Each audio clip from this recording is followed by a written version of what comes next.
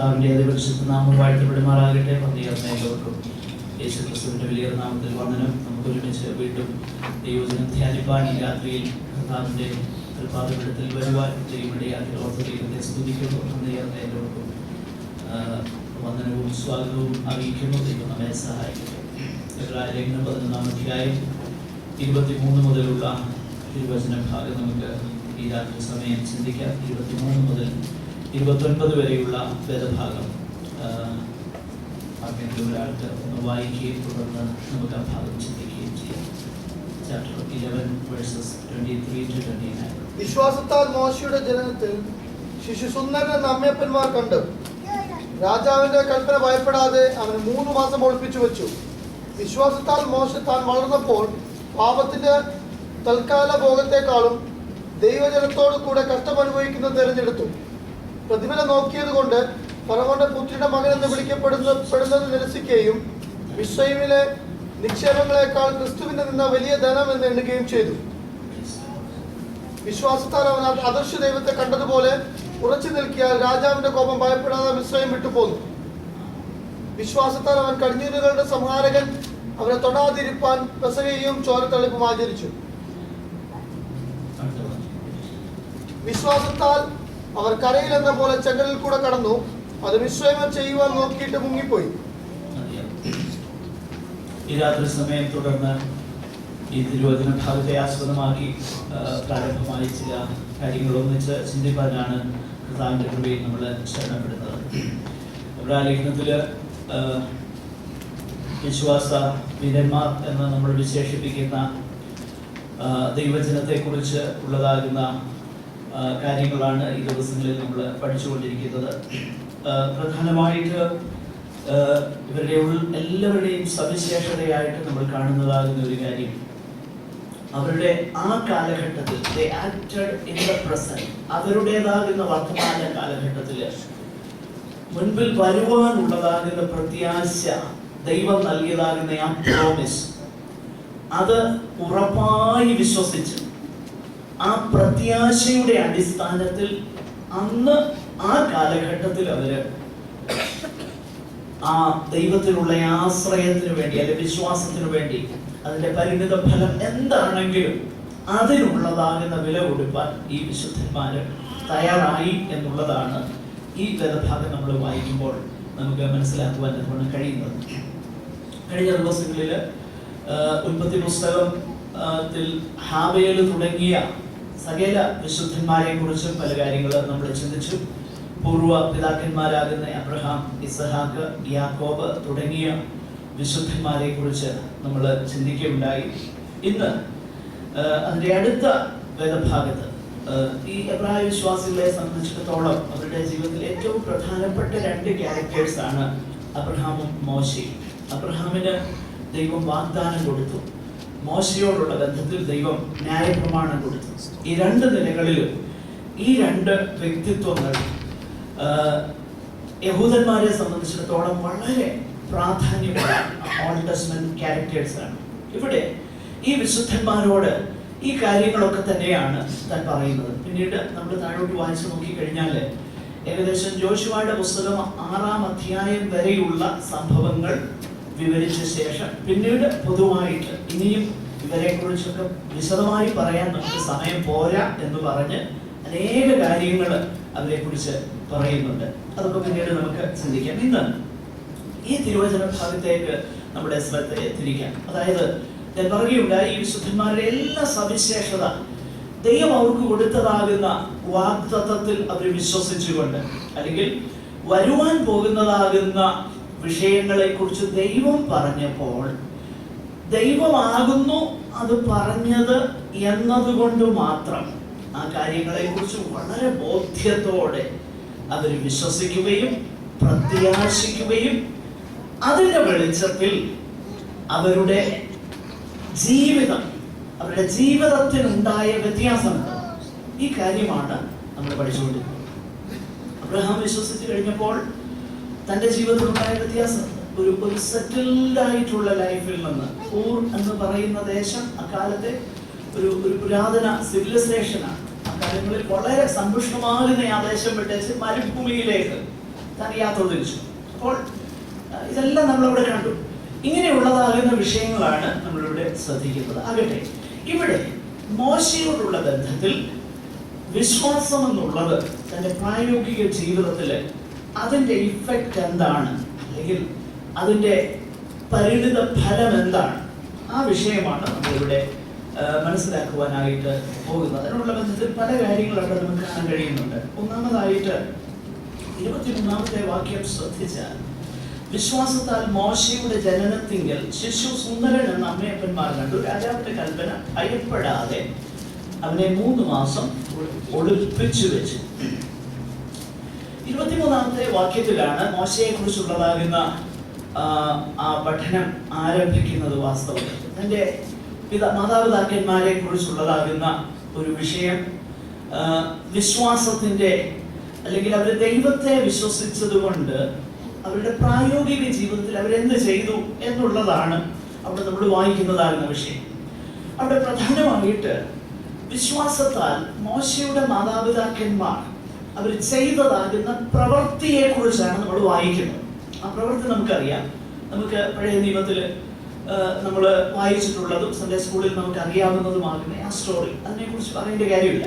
എന്നാൽ ഇവിടെ അതിനെക്കുറിച്ച് പറയുമ്പോൾ പ്രധാനമായിട്ട് പറയുന്ന ഒരു വിഷയം, രാജാവിന്റെ കൽപ്പനയെ അവർ ഭയപ്പെട്ടില്ലെന്നുള്ളതാണ്. അപ്പോൾ അവർ ദൈവത്തെ വിശ്വസിച്ചപ്പോൾ ദൈവം പറഞ്ഞതിനെ അവർ സത്യമായി കണക്കാക്കി ദൈവത്തിന്റെ വചനം സത്യമാണെന്ന് ഗ്രഹിച്ചു കഴിഞ്ഞപ്പോൾ അത് പറഞ്ഞതാകുന്ന ദൈവത്തിനുള്ള ആശ്രയം നിമിത്തം അവരുടെ ആ പ്രസന്റ് സിറ്റുവേഷനിൽ വളരെ യാഥാർത്ഥ്യമാകുന്ന ആ ജീവിതത്തിൽ ഒരു സങ്കല്പ ലോകത്തിലൊന്നും അല്ല അവർ ജീവിച്ചത്. റിയാലിറ്റിയെ, യാഥാർത്ഥ്യമാകുന്ന വിഷയങ്ങളുടെ മധ്യത്തിൽ അവരെന്ത് ചെയ്തു എന്നുള്ളത് നമ്മൾ വായിക്കുന്നു. ദേശത്തെ രാജാവിന്റെ കൽപ്പനയെക്കാളും ദൈവത്തിന്റെ വചനത്തെ അവർ വിശ്വസിച്ചതുകൊണ്ട് രാജകൽപ്പനയെ അവർ ലംഘിച്ചെന്നാണ് നമ്മളിവിടെ വായിക്കുന്നതാകുന്ന വിഷയം. എന്ന് പറഞ്ഞാൽ രാജാവിന്റെ കൽപ്പനയെ ലംഘിക്കുന്നത് കൊണ്ടുണ്ടാകുന്ന സകല ഭവിഷ്യത്തുകളും സഹിപ്പാൻ അവരൊരുക്കമായി ദൈവത്തെ വിശ്വസിച്ചപ്പോൾ, അതാണ് നമ്മൾ കാണുന്നത്. ഈ വിശ്വാസം എന്ന് പറയുമ്പോൾ ഈ കാര്യമാണ് ദൈവത്തിന്റെ വചനത്തിൽ നമ്മൾ വായിക്കുന്നത്. അത് ശ്രദ്ധിച്ച് നോക്കിയാൽ അറിയാം. അത് അവരെന്ത് ചെയ്തില്ല, രാജാവിന്റെ കൽപ്പനയെ ഭയപ്പെട്ടില്ല.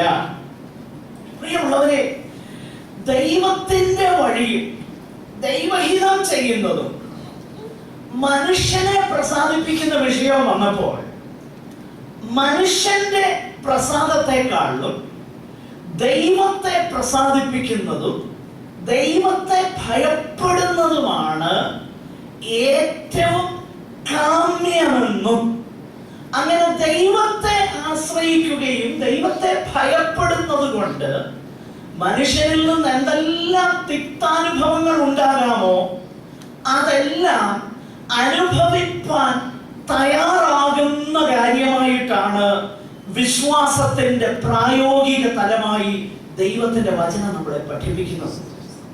നമ്മൾ ഇന്ന് കേൾക്കുന്ന പൈശാചികമെന്ന് ഞാൻ വിശേഷിപ്പിക്കട്ടെ അവയെ, അത് നിശ്ചയമായിട്ടും വചനത്തിലുള്ളതല്ലെങ്കിൽ പൈശാചികമാണല്ലോ.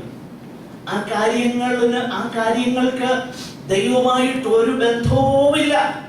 ദൈവവചനത്തിൽ ഇന്ന് നമ്മൾ കേൾക്കുന്ന വിശ്വാസത്തിന്റെ പ്രവാചകന്മാർ പറയുന്ന കാര്യങ്ങളും ദൈവവചനവുമായിട്ട് ഒരു ബന്ധവുമില്ല.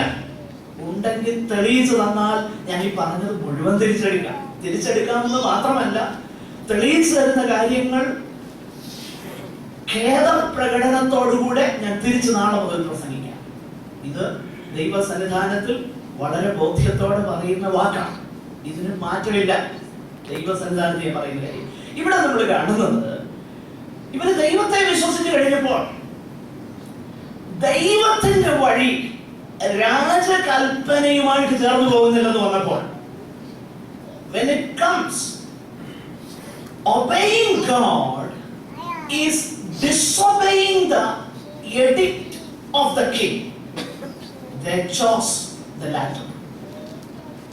ദൈവത്തെ അനുസരിക്കുന്നത് രാജാവിന്റെ കൽപ്പനയെ ലംഘിക്കുന്നതാണെങ്കിൽ അത് അവരേറ്റെടുത്തു.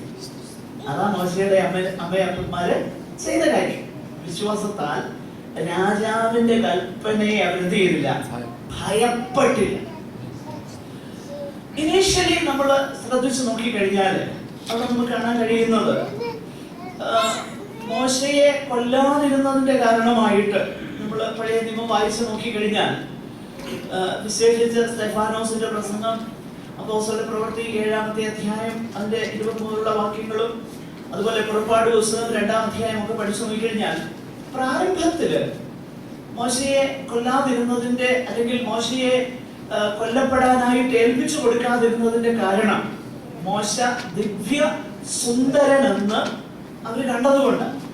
അപ്പോൾ നോക്കണം, ഞാൻ ആ കാര്യം ചിന്തിക്കുമ്പോൾ ഇങ്ങനെ ഓർക്കാറുണ്ട്. ദൈവം മോശയ്ക്ക് വളരെ നല്ല സൗന്ദര്യം കൊടുത്തു. ആ സൗന്ദര്യം കൊടുത്തതും ദൈവ പദ്ധതിയുടെ ഒരു ഭാഗമായിട്ടാണ് നമ്മൾ കാണുന്നത്.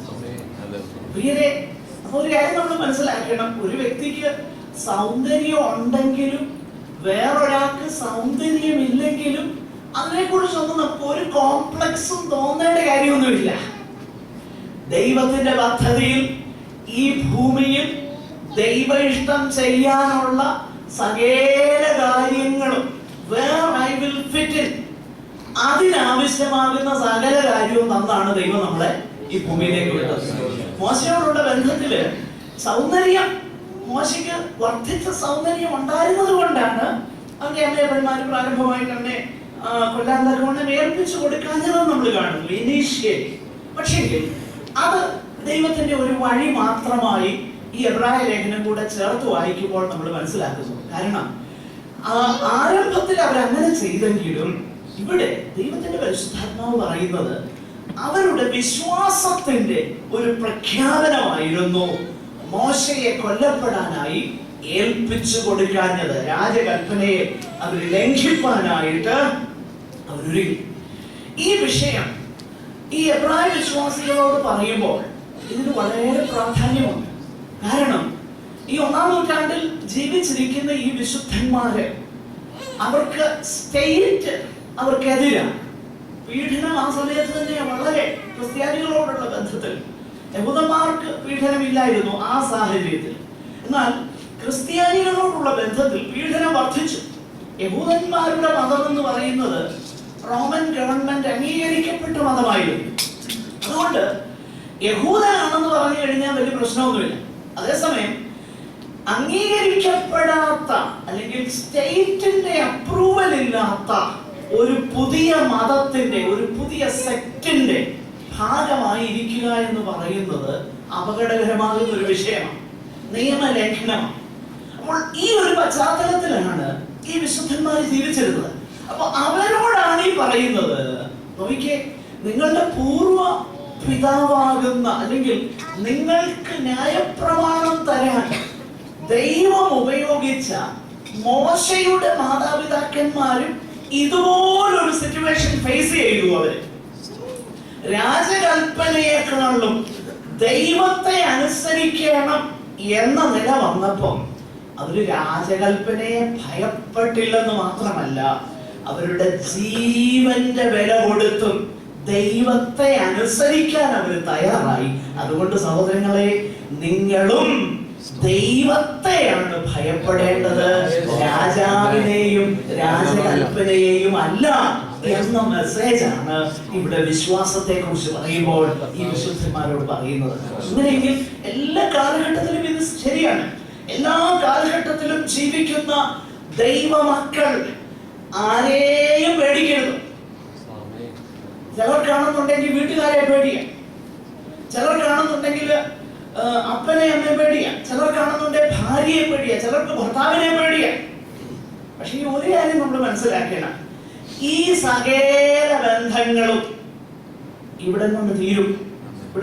അത് ഇതിനപ്പുറമായിട്ട് ഈ ഒരു ബന്ധവുമില്ല. എന്നാൽ നിത്യതയിൽ നിലനിൽക്കുന്ന ഒരു ബന്ധമേ ഉള്ളൂ. അത് ദൈവവുമായിട്ടുള്ള നമ്മുടെ ബന്ധം മാത്രമേ ഉള്ളൂ. അപ്പൊ ദൈവത്തെ അനുസരിക്കുന്ന വിഷയം വരുമ്പോൾ മറ്റൊന്നും നമുക്ക് പ്രശ്നമാകരുത്. സമുദായമോ സഭയോ കുടുംബ പശ്ചാത്തലമോ ഭാര്യയോ ഭർത്താവോ ആരും ഒന്നും തന്നെ ദൈവത്തെ അനുസരിക്കുന്നതിന് തടസ്സമാകരുത്. ഇവിടെ ഇരിക്കുന്ന നിങ്ങളിൽ പലരും അതേ വില കൊടുത്ത് ഇറങ്ങി വരാം. അതേ ഓർത്ത് ഞാൻ ദൈവത്തിന് സ്തോത്രം ചെയ്യും. നിശ്ചയമായിട്ടും നിങ്ങളുടെ പ്രതിഫലം വലുതാണ് എന്നത് സന്തോഷത്തോടെ ഞാൻ അറിയിക്കുകയാണ്. കാരണം എന്നെ സംബന്ധിച്ചിടത്തോളം ഞാൻ ചിന്തിക്കാറുണ്ട്, എനിക്ക് ദൈവത്തെ അറിയുന്നതിന് ഇൻസെന്റീവ് കിട്ടിയ ആളാണ്. സൺഡേ സ്കൂളിൽ പോകാൻ ഇൻസെന്റീവ് കിട്ടിയ ആളാണ്. അല്ലെങ്കിൽ ബൈബിൾ ക്ലാസ്സിന് പോകാൻ വേണ്ടി അതിന് ഇൻസെന്റീവ് കിട്ടിയ ആളാണ്. അതിനു വേണ്ടി പ്രയോജനം കിട്ടിയ ആളാണ്. എനിക്കത് പെട്ടെന്ന് മനസ്സിലാകത്തില്ല. എന്നാൽ ഞാൻ പലപ്പോഴും ചിന്തിക്കാറുണ്ട്, ഭവനത്തിൽ നിന്നും ഏകരായിട്ട് ഇറങ്ങി പുറപ്പെട്ട ദൈവജനങ്ങളുടെ അവസ്ഥ എന്തായിരിക്കും? അവരെന്തെല്ലാം പ്രശ്നങ്ങളാണ്. എനിക്കത് മനസ്സിലാക്കാൻ പോലും ഒക്കത്തില്ല. ഞാൻ അവരെ ഓർത്ത് പലപ്പോഴും ദൈവത്തിന് സ്തോത്രം ചെയ്യാറുണ്ട്. അവര് അതേ ഉറച്ച നിർണയത്തിൽ വിശ്വാസത്തിൽ അവർ വർദ്ധിച്ചു വരണമെന്ന് അവർക്ക് വേണ്ടി ഞാൻ പ്രാർത്ഥിക്കാറുണ്ട്. ഞാൻ പറഞ്ഞു വരുന്നതിന്റെ താല്പര്യം ഇത്രയുമാണ്: ദൈവത്തെ ഭയപ്പെടുന്നതാണ് ഏറ്റവും കാമ്യം. മാനുഷിക ഭയം എന്നുള്ളത് പലപ്പോഴും വിശ്വാസ ജീവിതത്തില് അത് വളരെ ഭയം, അത് വളരെ തടസ്സമാണ്. ഞാൻ പലപ്പോഴും റെഫർ ചെയ്യാറുള്ള ഈ പിൽഗ്രിം പ്രോഗ്രസിനകത്ത് ഒരു ക്യാരക്ടർ ഉണ്ട്, ഫിയർഫുൾ, ഭീരു. ആ ഭീരുവിനെ കുറിച്ച് ഞാനിത് റെക്കമെൻഡ് ചെയ്യുന്നത്, നമ്മൾ ഈ പറയുന്ന ഈ വിഷയങ്ങളെല്ലാം തന്നെ ഒരു മനോഹരമാകുന്ന അലിഗറിയായിട്ട് അതിനകത്ത് വിവരിച്ചേക്ക്. അത് വായിച്ചു കഴിഞ്ഞാൽ ഭയങ്കര സന്തോഷമാണ്. കുറെ ബിബ്ലിക്കലാണ് ഈ പിൽഗ്രിം പ്രോഗ്രസ് എന്ന് പറയുന്നത്. അതുകൊണ്ടാണ് ഞാൻ അത് എപ്പോഴും റെക്കമെൻഡ് ചെയ്യുന്നത്. ആകട്ടെ, ഞാൻ പറഞ്ഞു വരുന്നൊരു താല്പര്യം, ഈ ഭീരുത്വം എന്നുള്ളത് പലപ്പോഴും ദൈവത്തെ വിശ്വസിക്കുന്നതിന്റെ നേരെ വിരുദ്ധം. ഒരു വ്യക്തിക്ക് ഒരേ സമയം ഭയപ്പെട്ടിരിക്കാനും ദൈവത്തെ ആശ്രയിക്കാനും ഒക്കത്തില്ല. ഇത് രണ്ടും ഒന്നിച്ചു പോകുന്ന കാര്യമല്ല. ദൈവത്തിലുള്ള വിശ്വാസവും ഭീരുത്വവും ഒന്നിച്ചു പോകുന്ന കാര്യമല്ല. ഇത് നമ്മൾ മനസ്സിലാക്കണം. ഇവിടെ ഈ എബ്രായ ലേഖനത്തിൽ തന്നെ മനുഷ്യന്റെ ഭയം എന്നുള്ളത് ഒരു പ്രധാനപ്പെട്ട വിഷയമാകൊണ്ട് ദൈവത്തിന്റെ പരിശുദ്ധാത്മാവ് ആ വിഷയത്തെ കുറിച്ച് വളരെ സവിസ്തരമായിട്ട് പറയുന്നുണ്ട്. പല വാക്യങ്ങൾ അതിനോടുള്ള ബന്ധത്തില് നമ്മൾ വായിക്കുന്നുണ്ട്. രണ്ടാമത്തെ അധ്യായത്തിൽ അതിന്റെ 15-ാം വാക്യത്തിൽ ഇങ്ങനെ കാണുന്നു: മരണത്തിന്റെ അധികാരിയായ പിശാചിനെ തന്റെ മരണത്താൽ നീക്കി ജീവപര്യന്തം മരണഭീതിയാൽ അടിമകളായിരുന്നവരെ ഒക്കെയും വിടുവിച്ചു. നോക്ക്, അപ്പോൾ കർത്താവ് ആദ്യം ചെയ്തതല്ല, നമ്മള് കർത്താവിൽ വിശ്വസിക്കുന്നതിന് മുൻപ് തന്നെ ആദ്യം ചെയ്തത് നമ്മെ ഏറ്റവും വലിയ ഒരു ഭയത്തിൽ നിന്ന് വിടുവിപ്പാനുള്ള പ്രൊവിഷൻ കർത്താവ് ചെയ്തു. എന്താണ്? കാൽവറി ക്രൂശിൽ മരണത്തിന്റെ അധികാരിയായ പിശാചിനെ തന്റെ മരണത്താൽ നീക്കി. മരണപര്യന്തം അടിമകളായിരുന്ന മരണഭീതിയാൽ ജീവപര്യന്തം മരണഭീതിയാൽ അടിമകളായിരുന്നവരെയൊക്കെയും വിടുവിച്ചു. ഞാനിതൊക്കെ പറയുമ്പോൾ പലപ്പോഴും ഞാൻ റെഫർ ചെയ്യാറുള്ള ഒരു ഫിക്ഷന് അല്ലെങ്കിൽ ഒരു ഭാവനയുണ്ട്. അതായത് ഇംഗ്ലീഷിൽ ഒരു മനോഹരമാകുന്ന ഫിക്ഷൻ ഉണ്ട്, ലാസറസ് ലാഫ്റ്റ് എന്ന് പറയുന്ന. ലാസർ ചിരിച്ചു. അതിന്റെ ജിസ്റ്റ് ഞാൻ പറയാം. അതിന്റെ ചുരുക്കി പറഞ്ഞാൽ ഇത്രയേ ഉള്ളൂ. ആ ഫിക്ഷൻ, ആ ഭാവനയുടെ ഒരു ചെറിയ പുസ്തകമാണ്. ആ ഭാവനയുടെ ഉള്ളടക്കം ഇതാണ്. നമുക്കറിയാം ലാസറിന്റെ കാര്യം. ലാസറിനെ കർത്താവ് എന്ത് ചെയ്തു? മരിച്ച് 4 ദിവസം കഴിഞ്ഞിട്ട് എന്ത് ചെയ്തു? ഉയർപ്പിച്ചു. അപ്പൊ അവിടെയുള്ള യഹൂദന്മാരെല്ലാം കൂടെ പ്ലാൻ ചെയ്തു, ഇവൻ മരിച്ചവരെ വരെ ഉയർപ്പിക്കുന്നു എന്ന് പറഞ്ഞു. അതുകൊണ്ട് ഇവനെ എന്ത് ചെയ്യണം? കൊല്ലണം. ഇവനെ ഇങ്ങനെ വിട്ടു കഴിഞ്ഞാൽ പറ്റില്ല. ജനങ്ങളെല്ലാം ഇതിന്റെ പിറകെ പോകുക. ഇത് പറഞ്ഞ കൂട്ടത്തിൽ പറഞ്ഞു, പ്രിയരെ, നമ്മൾ ചിന്തിക്കുന്ന വലിയൊരു അത്ഭുതം കണ്ട ഒത്തിരി പേര് വിശ്വസിക്കുക. ഒന്നുമില്ല, വിശ്വസിക്കില്ല. ഏറ്റവും വലിയ അത്ഭുതമായത് 4 ദിവസം ശവക്കല്ല. ഇതിൽ കൂടുതൽ ഏതെങ്കിലും അത്ഭുതമുണ്ടോ? ഇല്ല. അത് കണ്ടിട്ട് പോലും എന്ത് ചെയ്തില്ല, വിശ്വസിച്ചില്ലെന്ന് മാത്രമല്ല കർത്താവിനെ കൊല്ലണമെന്ന് ആഗ്രഹം. അപ്പൊ അതുകൊണ്ട് അത്ഭുതം കണ്ടാൽ വിശ്വസിക്കുമെന്ന് പറയുന്നത് വെറുതെയാണ്, ചുമ്മാതാ, വെറുതെ. അത്ഭുതം കണ്ടാലൊന്നും ജനം വിശ്വസിക്കുകയില്ല. പിന്നെ ദൈവം അത്ഭുതം ചെയ്യുമ്പോൾ പലപ്പോഴും പല സന്ദർഭങ്ങളിൽ ദൈവത്തിൻ്റെതാകുന്ന നിലയിൽ അവിടുന്ന് ചെയ്യും. അത് വേറെ വിഷയം, അതല്ല ഞാൻ ഉദ്ദേശിച്ചത്. അപ്പോൾ ഇവിടെ ഈ വിഷയത്തോട് ഞാൻ പറഞ്ഞു വന്ന വിഷയം, ലാസറിനെ യേശുവിനെ കൊല്ലണമെന്ന് പറഞ്ഞു. യേശുവിനെ കൊല്ലണമെന്ന് പറഞ്ഞപ്പോൾ അവരെല്ലാം കൂടെ തീരുമാനിച്ചു യേശുവിനെ മാത്രം കൊന്നാൽ പോരാ, ലാസർ നിമിത്തവും ഇപ്പം ആള് കൂടിയില്ല. ലാസറിനെ കാണാൻ വേണ്ടിയിട്ട് ക്യൂരിയോസിറ്റി, മരിച്ചവനെ ഒന്ന് കാണാൻ വേണ്ടിയിട്ട് ആള് കൂടിയാന്ന് പറഞ്ഞു. ഒടുവിൽ അവർ പ്ലാൻ ചെയ്തു ലാസറിനെ കൊല്ലണം. അപ്പൊ ഈ ലാസറിനെ കൊല്ലണമെന്ന് പറഞ്ഞതിനെ ലാസറിന്റെ പോയിന്റ് ഓഫ് വ്യൂവിൽ നിന്ന് ഒരു ഭാവനയാണിത്. അതിനകത്ത് പറഞ്ഞേക്കുന്നത് ലാസറസ് ലാഫ്റ്റ്. അപ്പൊ ഇവർ കൊല്ലാൻ വരുമ്പോ ലാസറിനോട് പറഞ്ഞു ഞാൻ ഞങ്ങൾ കൊല്ലാൻ പോകെ. അപ്പൊ ലാസർ ചിരിക്കാൻ തുടങ്ങി. അപ്പൊ പറഞ്ഞു ഇനിയും ഒന്നുകൂടെ ചിരിച്ചോ, ലാസ്റ്റ് നിന്നെ ഞങ്ങൾ കൊല്ലാൻ പോകുകയാണ്. അപ്പൊ ആ ലേഖനം എഴുതിയേക്കുന്ന he burst out laughing uncontrollably and tears began to roll down his eyes on his cheeks. തന്റെ ആ മുഖത്തൂടെ കണ്ണുനീര് വരത്തക്കവണ്ണം ലാസർ പൊട്ടിച്ചിരിക്കാൻ തുടങ്ങി. അപ്പൊ അവർ ചോദിച്ചു നീ എന്നാ ചിരിക്കുന്നതെന്നാ ചോദിച്ചപ്പോ പറഞ്ഞു death is dead. അദ്ദേഹം പറഞ്ഞത് മരണം എന്ത് ചെയ്തിരിക്കുന്നു, മരിച്ചിരിക്കുന്നു. മരിച്ച് 4 ദിവസം കല്ലറയിലോട്ട് ഇരുന്നവനോടാ പറയുന്നത് നിന്നെ ഞങ്ങള് കൊല്ലുമെന്ന്. നോക്കിയേ, അതുപോലെ തന്നെയാണ് നമ്മെ കർത്താവ് വിടുവിച്ചത്. മരണത്തിന്റെ അധികാരത്തിൽ നിന്ന് നമ്മളെ എന്ത് ചെയ്തു, വിടുവിച്ചു. തന്റെ മരണത്തിന് എത്രത്തോളം എന്ത് ചെയ്യാൻ കഴിയുമെന്ന് ക്രൂശ് തെളിയിച്ചു. പക്ഷെങ്കിൽ ക്രൂശിൽ കൂടെ ആ മരണഭീതിയിൽ നിന്ന് നമ്മളെ എന്ത് ചെയ്തു, ദൈവം വിടുവിച്ചു. അപ്പൊ മരണഭീതിയാണ് ഏറ്റവും വലിയ പ്രശ്നം. അതിൽ നിന്ന് ദൈവം എന്ത് ചെയ്തു, നമ്മളെ വിടുവിച്ചു എന്നാണ് ദൈവത്തിന്റെ വചനം പറയുന്നത്. 13-ാമത്തെ അധ്യായത്തിലേക്ക് വരുമ്പോൾ അതിന്റെ 6-ാം വാക്യത്തിൽ നമ്മൾ കാണുന്നുണ്ട്, ആകയാൽ കർത്താവ് എനിക്ക് തുണ, മനുഷ്യൻ എന്നോട് എന്ത് ചെയ്യും എന്ന് നമുക്ക് ധൈര്യത്തോടെ പറയാം. അത് പറയുന്ന കോണ്ടെക്സ്റ്റ് നമുക്കറിയാം. അത് എങ്ങനെയാ തിന്നുന്നത്, എങ്ങനെയാ കുടിക്കുന്നത്, എങ്ങനെയാണെന്നൊക്കെ ചിന്തിക്കുന്ന ഒരു കോണ്ടെക്സ്റ്റ്. കാരണം അവിടെ പറയുന്നത് എന്താണ്, നിങ്ങളുടെ നടപ്പ് ദ്രവ്യാഗ്രഹം ഇല്ലാത്തതായിരിക്കട്ടെ, ഉള്ളതുകൊണ്ട് തൃപ്തിപ്പെടുവേ. തൃപ്തി, കണ്ടന്റ്മെന്റ്. ഈ കണ്ടന്റ്മെന്റ്, ഡിസ്കണ്ടന്റ്മെന്റ് എന്നുള്ളത് പിശാചിന്റെ സ്വഭാവമാണ്. ആ സ്വഭാവം ദൈവസഭയിൽ ദൈവമക്കളിൽ അവൻ കുത്തിവെച്ചുകൊണ്ടിരിക്കുക. അതുകൊണ്ടാണ് മനുഷ്യൻ തൃപ്തനേ അല്ല. ദൈവം അവനെ നടത്തുന്ന വിഷയത്തിൽ അവന്റെ കാര്യങ്ങൾ നടക്കുമെങ്കിൽ അത് തൃപ്തരായിരിക്കാൻ നമ്മൾ പഠിക്കണം. അല്പം കൂടെ ഒക്കെ ദൈവം എക്സ്പാൻഷൻ തരുന്നെങ്കിൽ ഓക്കെ, സന്തോഷത്തോടെ അനുഭവിച്ചു. പക്ഷെങ്കിൽ ഇത് വെട്ടിപ്പിടിക്കാനായിട്ട് തൃപ്തിയില്ലാതെ പോകുന്നത് ദൈവത്തിൽ നിന്നല്ല, അത് പിശാചിൽ നിന്നാണ്. ഇത് സക്സസും വലിയ സമ്പത്തും ഒക്കെ ദൈവം തരുന്നതാണെന്ന് പറയുന്ന വിശ്വാസത്തിന്റെ പ്രവാചകന്മാർ നമ്മളെ വഞ്ചിക്കുകയാണ്. ഇതാദ്യം ഉണ്ടായിരുന്നത് പിശാചിനാണ്. അവനാണ് ഉള്ളതുകൊണ്ട് തൃപ്തിപ്പെടാൻ വയ്യാഞ്ഞത്. അവനാണ് ദൈവസിംഹാസനത്തിന് മോളിൽ കയറ്റി സിംഹാസനം വെക്കണമെന്ന് അവന്റെ ഉള്ളിലാ താല്പര്യം. അവന് ഒരു തൃപ്തിയുമില്ലായിരുന്നു. ഈ തൃപ്തിയില്ലായ്മ ഇന്ന് ദൈവമക്കളുടെ ഇടയിൽ അടിച്ചേൽപ്പിക്കുന്നത് പിശാചാണ്. ഒരിക്കലും ദൈവത്തിനെ ആശ്രയിക്കുന്ന ഒരു ഭക്തന് അവന്റെ ജീവിത സാഹചര്യത്തില് ഒരു ബെറ്റർ പ്രോസ്പെക്ട് ഉണ്ടാകുന്നുണ്ടെന്നൊന്നും അതല്ല ഞാൻ പറയുന്നത്. അവൻ ജീവിത സാഹചര്യത്തിൽ അവൻ തൃപ്തനായിരിക്കും. അവൻ ഏത് സാഹചര്യത്തിലും അവൻ കംപ്ലൈന്റ് ചെയ്യത്തില്ല.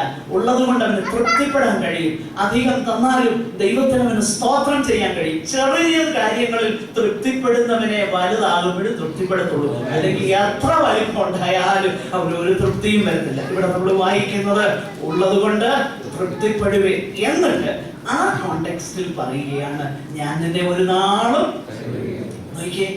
എത്ര അനുഗ്രഹിക്കപ്പെട്ട പ്രോമിസാ ദൈവം തന്നേക്കുന്നത്. പിന്നെ ഈ ചവറുകളുടെ പിറകെ ദൈവജനം പോകുന്നത് എന്തിനാണെന്നായിരിക്കും മനസ്സിലാകാത്തത്. ആ കോണ്ടെക്സ്റ്റിലാണ് പറയുന്നത്, ഞാൻ നിന്നെ ഒരു നാളും കൈവിടുകയില്ല, ഉപേക്ഷിക്കുകയില്ല. ആകയാൽ കർത്താവ് എനിക്ക് തുണ, മനുഷ്യൻ എന്നോട് എന്ത് ചെയ്യാൻ കഴിയുമെന്ന് നമുക്ക് ധൈര്യത്തോടെ പറയാം. ധൈര്യത്തോടെ, ഭയമില്ലാതെ.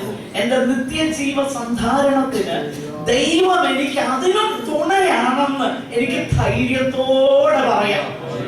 ദൈവമക്കൾ ഭയമില്ലാത്തവരായിട്ട് ജീവിക്കണം. പിശാചിന്റെ ഭയത്തിൽ നമ്മളെ വിടുവിച്ചു. 2, നിത്യജീവിതത്തിൽ നമ്മളെ ഇന്നയോളം നടത്തിയവൻ മേലാലും അന്ത്യം വരെയും നടത്താൻ വിശ്വസ്തൻ. നമ്മുടെ വാഴ്ത്തപ്പെട്ടവനാകുന്ന കർത്താവ് ആദ്യം തന്നെ ശിഷ്യന്മാരെ അയക്കുമ്പോൾ ഇങ്ങനെ പറഞ്ഞു, വടിയും പൊക്കണോ ഒന്നും എടുക്കണ്ട, സഞ്ചിയും വേണ്ട, ഇതൊന്നും വേണ്ട, പൊക്കോളം പറഞ്ഞു. എന്നിട്ട് അവസാനം ചോദിക്കുന്ന ഒരു ചോദ്യമുണ്ട്, ഞാൻ വടിയും പൊക്കണവും ഇല്ലാതെ നിങ്ങളെ അയച്ചിട്ട് ഡിഡ് യു ലാക്ക് എനിത്തിങ്, നിങ്ങൾക്ക് എന്തേലും കുറവുണ്ടായോ? അവർ പറയുന്ന മറുപടി എന്താ? ഒരു കുറവും ഉണ്ടായില്ല. ദൈവത്തെ അനുസരിക്കുകയും ദൈവഹിതം ചെയ്യുകയും ദൈവ ഇഷ്ടപ്രകാരം ജീവിക്കുകയും ചെയ്യുന്ന ഒരു ഭക്തന് പുറകോട്ട് നോക്കി തിരിഞ്ഞ് അവന് പറയാൻ കഴിയും, എന്റെ ജീവിതത്തിന്റെ നിത്യജീവിതത്തിന്റെ ആ സന്ധാരണങ്ങളിലൊക്കെ എങ്ങനെയായിരിക്കുമെന്ന് ഞാൻ ഉദ്ദേശിച്ച ആ കാലഘട്ടത്തിലൊക്കെ എനിക്ക് പുറകോട്ട് നോക്കി ഒരു കാര്യം ഉറപ്പോടെ പറയാൻ കഴിയും, ദൈവത്തിന്റെ മഹാകൃപയാൽ ദൈവം സകലവും എനിക്ക് അതാത് സമയത്ത് ആവശ്യങ്ങൾ, നമ്മുടെ ലസ്സല്ല, അത്യാഗ്രഹങ്ങളല്ല, ആവശ്യങ്ങൾ ദൈവം തരാമെന്ന് വാഗ്ദാനം ചെയ്തിട്ടുണ്ട്. ആവശ്യങ്ങൾ. My God shall supply all your needs. നിങ്ങളുടെ ആവശ്യങ്ങൾ, wants and lusts അല്ല, അത്യാഗ്രഹങ്ങളല്ല, ആവശ്യങ്ങൾ ദൈവം നിവർത്തിക്കാമെന്ന് പറഞ്ഞിട്ടുണ്ട്. അപ്പോൾ ഈ കാര്യങ്ങളിലൊക്കെ ദൈവജനം ഭയം കൂടാതെ ഈ വിശ്വാസത്തിന്റെ പ്രായോഗികമാകുന്ന തലം അവർ മനസ്സിലാക്കണം എന്നുള്ളതാണ് ദൈവത്തിന്റെ വചനം നമ്മളെ പഠിപ്പിക്കുന്നത്. അതിന്റെ കാരണം എന്താണെന്നറിയാമോ? നമുക്ക് ലഭിച്ചിരിക്കുന്ന പരിശുദ്ധാത്മാവിന്റെ സവിശേഷത 2 തിമോഥെയോസ് 1:7 നമ്മൾ വായിക്കുന്നത്, ഭീരുത്വത്തിന്റെ ആത്മാവിനെ അല്ല. പ്രിയരെ, ഞാൻ പലപ്പോഴും കണ്ടിട്ടുള്ളത് ഏറ്റവും കൂടുതൽ ഇങ്ങനെ ഈ കാര്യങ്ങൾ പറയുന്നവരെ ഒരു ചെറിയ വിഷയത്തില് എന്നോ ഭീതി. അതുകൊണ്ടാണ് അവർ പലതിന്റെ പുറകെ പോകുന്നതിന്റെ കാര്യത. ഇവിടെ നമ്മൾ വായിക്കുന്നത് നമുക്ക് എന്തില്ല, ഭീരുത്വത്തിന്റെ ആത്മാവിനെ അല്ല, പിന്നെ സുബോധത്തിന്റെ എന്ന് പറഞ്ഞ് ആകട്ടെ, അതല്ല എന്റെ വിഷയം. വെളിപ്പാട് പുസ്തകം 21-ാം അധ്യായം 8-ാം വാക്യത്തിൽ നമ്മൾ വായിക്കുന്ന ഒരു കാര്യമുണ്ട്, ഇന്നവരൊക്കെ ക്രിസ്തു ദൈവരാജ്യത്തില് അവർക്ക് ഓഹരി ഇല്ല, അല്ലെങ്കിൽ ആ പുതിയ യെരൂശലേമിൽ അവർ പ്രവേശിക്കുകയില്ല, ആ നഗരത്തിൽ അവർക്ക് പ്രവേശനമില്ല എന്ന് പറയുമ്പോൾ വ്യഭിചാരികളുടെ കൂടെയും അതുപോലെ ദുർനടപ്പുകാരുടെ കൂടെയും കൊലപാതകന്മാരുടെ കൂടെയും എഴുതിയിരിക്കുന്നതിൽ ആദ്യത്തെ പേരെന്താണെന്നറിയാമോ? ഭീരുക്കൾ, ഭയപ്പെടുന്നവർ. നമ്മൾ ആരെയും കർത്താവിനെ അനുസരിക്കുന്നതിൽ, കർത്താവിനെ അക്നോളജ് ചെയ്യുന്നതിൽ, ഞാൻ കർത്താവിന്റെ മകനാണ്, ഞാൻ ദൈവവചനം അനുസരിക്കാൻ താല്പര്യപ്പെടുന്നവനാണ് എന്നുള്ളത് നമ്മുടെ വീട്ടുകാരാകട്ടെ, നമ്മുടെ സ്വന്തക്കാരാകട്ടെ, നമ്മുടെ സമുദായക്കാരാകട്ടെ, അവരറിയരുതെന്ന് ചിന്തിക്കുന്നവരുണ്ടെങ്കിൽ ദൈവവചനം അവരെ വിളിക്കുന്ന പേര് ഭീരുക്കൾ. അങ്ങനെ ദൈവത്തെ കുറിച്ച് ധൈര്യത്തോടെ പറയുകയും അതിന്റെ കോൺസിക്വൻസസ് അനുഭവിക്കുകയും ചെയ്ത എത്രയോ പേരുണ്ട്. അതുകൊണ്ട് നമ്മൾ ഒന്നാമത് മനസ്സിലാക്കണം, രാജാവിന്റെ കൽപ്പനയും ദൈവത്തിന്റെ വഴിയും തമ്മിൽ കോൺഫ്ലിക്റ്റിൽ വന്നപ്പോൾ വിശ്വാസത്താൽ അവരെന്ത് ചെയ്തു?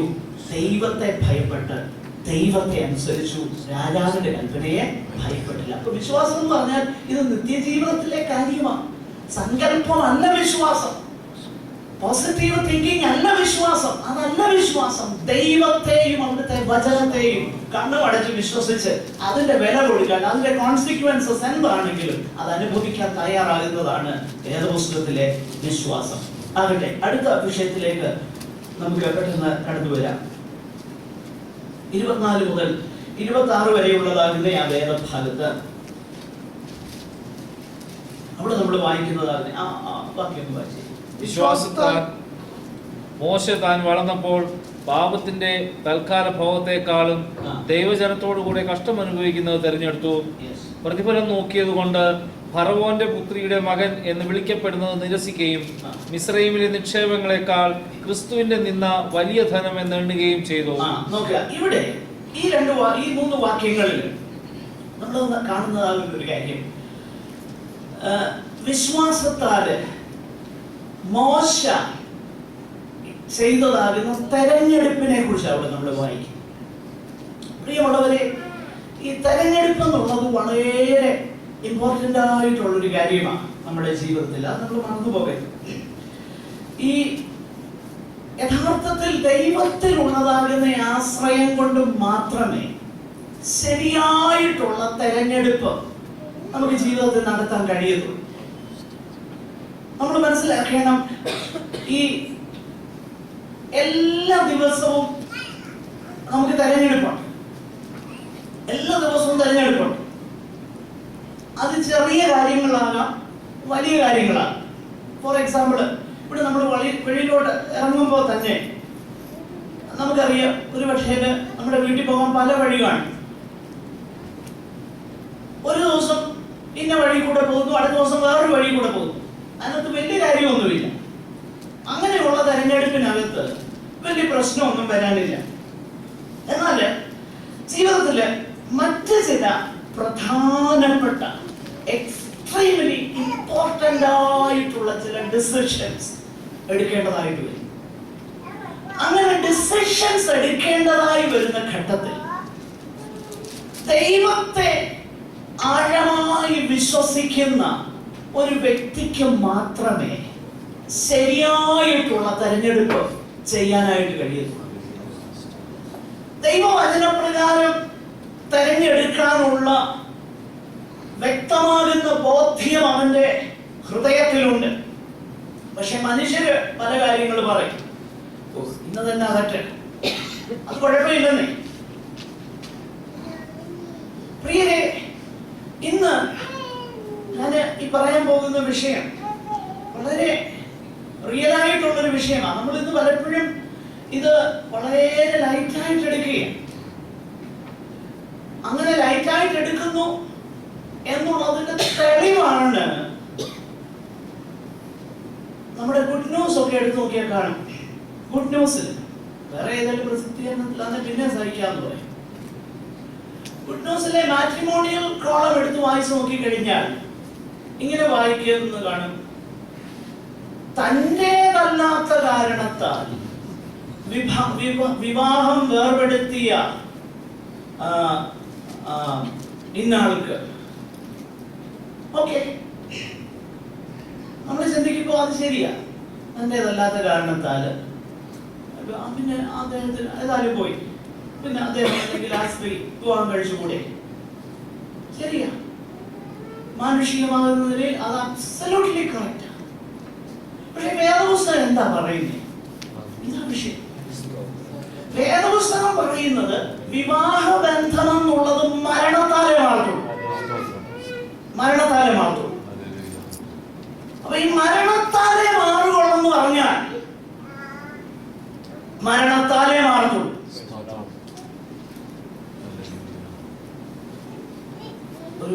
ഇവിടെ തന്നെ ഒരു സഭയിൽ അങ്ങനെ ഒരു ഡിസിഷൻ വന്നപ്പോൾ അവിടുത്തെ ചില എൽഡേഴ്സ് ഈ ഒരു ഫേം സ്റ്റാൻഡ് എടുത്തെന്ന് കേട്ട് ഞാൻ ദൈവത്തിന് സ്തോത്രം ചെയ്തു. അറ്റ്ലീസ്റ്റ് ആ കാര്യത്തിൽ ഒരു ഫേം സ്റ്റാൻഡ് എടുത്തിരുന്നു. അത് നിമിത്തം ചിലരൊക്കെ പോയി പോട്ടെ. പിന്നെ പോയവരെ സ്വീകരിക്കാൻ ഇവിടെ സഭകൾ ഉണ്ടായിരുന്നെന്നുള്ളത് വേറെ വിഷയം. എന്താ നിങ്ങൾ എന്നെ കുറിച്ച്? എനിക്കൊന്നും പേടിയൊന്നുമില്ല, നമ്മളെ ആരും പ്രോസിക്യൂട്ട് ചെയ്യാൻ പോകില്ല.